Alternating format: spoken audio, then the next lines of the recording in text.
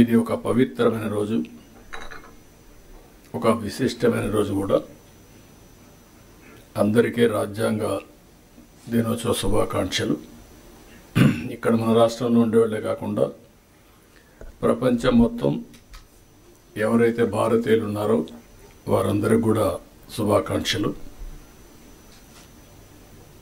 ప్రపంచంలోని అతిపెద్ద రాజ్యాంగాన్ని, అతిపెద్ద ప్రజాస్వామ్య దేశానికి పరిరక్షణ కలిగించిన రోజు.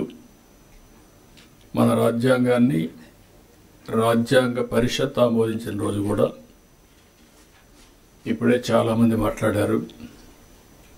భారత రాజ్యాంగ నిర్మాత డాక్టర్ బిఆర్ అంబేద్కర్ సారథ్యంలో 2 సంవత్సరాల 11 నెలల 18 రోజుల పాటు సుదీర్ఘంగా ఆలోచించి రాసినటువంటి రాజ్యాంగం. అది కూడా ప్రపంచంలోనే ఒక లిఖిత రాజ్యాంగంగా ఈరోజు మనం చూస్తే ఇది అమలు చేసి 75 సంవత్సరాలైనా ఎన్నో సవాళ్ళు వచ్చినా ఆ సవాళ్ళన్నీ అధిగమించి దేశ భవిష్యత్తుని, అదే మాదిరిగా భారతదేశ సమైక్యతను కాపాడుకుంటూ ముందుకు పోగలిగాం. డాక్టర్ అంబేద్కర్ 125వ జయంతి సందర్భంగా 2015 నుంచి రాజ్యాంగాన్ని భారత రాజ్యాంగ దినోత్సవంగా జరుపుకుంటూ ముందుకు పోవాలని గవర్నమెంట్ ఆఫ్ ఇండియా నిర్ణయించడం.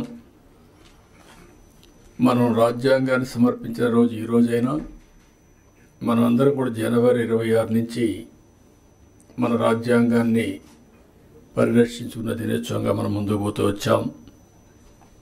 అయితే ఈరోజు మనం దీన్ని ఒక 2 అకేషన్లో గుర్తు చేసుకుంటున్నాం. స్వాతంత్ర దినోత్సవం జరుపుకుంటున్నాం. మొన్నటి వరకు జనవరి 26 రిపబ్లిక్ డే మాత్రం జరుపుకున్నాం. ఎన్డీఏ గవర్నమెంట్ వచ్చిన తర్వాత రాజ్యాంగాన్ని ఆమోదించిన రోజు కూడా మనం జరుపుకోవాలని నిర్ణయించడం అనేది చాలా ముఖ్యం. రాజ్యాంగాన్ని ఇప్పుడు మనం అందరం కూడా మన మైండ్ని కంట్రోల్ చేయాలన్నా, కండిషన్ చేయాలన్నా ఏ రిలీజన్కి సంబంధించి ఆ రిలీజన్ రిమైండర్ కింద చేసుకుంటూ వస్తున్నాం. హిందువులు చూస్తే దేవాలయాలు పోతారు, భగవద్గీతను ప్రాక్టీస్ చేస్తారు. క్రిస్టియన్స్ని చూస్తే చర్చిలకు పోతారు, అక్కడి నుంచి ఏదైతే బైబిల్ ఉందో బైబిల్ని చేస్తారు. ముస్లిమ్స్ని చూస్తే ఎక్కడ మసీదుకి వెళ్ళి ప్రతి వారం కూడా మసీదుకి వెళ్ళి అదే సమయంలో ఖురాన్ని ప్రాక్టీస్ చేస్తూ ఉంటారు. అలాంటిదాన్ని మనం కూడా ఆలోచించాల్సింది. భారత రాజ్యాంగం అన్ని మతాలకు, అన్ని ప్రాంతాలకు, అందరికి కూడా ఒక పవిత్రమైన గ్రంథం ఇది.